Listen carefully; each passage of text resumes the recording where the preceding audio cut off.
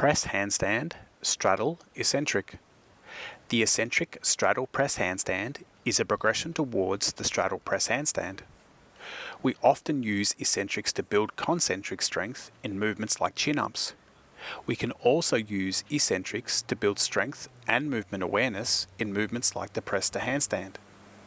The eccentric press handstand allows us to explore the key positions of the straddle press handstand. If you can hold a 30-second freestanding handstand, you're ready to start playing with movements like the eccentric straddle press handstand. Start by kicking up to handstand and holding a nice straight handstand with the feet together, the toes pointed, the knees locked, and a strong posterior pelvic tilt, PPT. The rib cage is pulled down, the shoulders are elevated, the shoulder angle is open, and the joints of the wrists, elbows, shoulders, hips, knees, and ankles are stacked in a nice vertical alignment. Once you've found balance in the straight handstand, open the legs into a nice wide star handstand. Keeping the quads contracted and the toes pointed, open the legs as wide as you can without flexing at the hips. The range of motion will depend on your adductor mobility. Next, focus on keeping the shoulders elevated and the shoulder angle open as you allow the hips to move into an anterior pelvic tilt, APT, and bring the legs down to be parallel to the floor.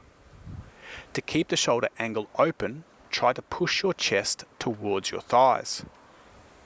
It's best to stop and hold the straddle handstand for 5 to 10 seconds before completing the final eccentric phase. Depending on your hamstring mobility, how this next part is going to look. If your hamstrings are more flexible than mine, you should be able to keep the knees locked and the shoulders open as you compress and bring the feet to the floor as close to the hands as you can. If you have tight hamstrings, like me, you will need to close the shoulder angle slightly by leaning the shoulders forward. Do your best to keep the legs straight as you bring the feet to the floor as close to the hands as possible.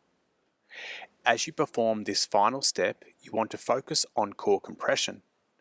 Actively contract the hip flexors and suck the belly button in towards the spine as you try to pull the thighs towards your chest. The aim is to show control in the eccentric straddle handstand press from top to bottom. At no point should gravity take over and pull you to the floor. Aim to maintain control for the entire range.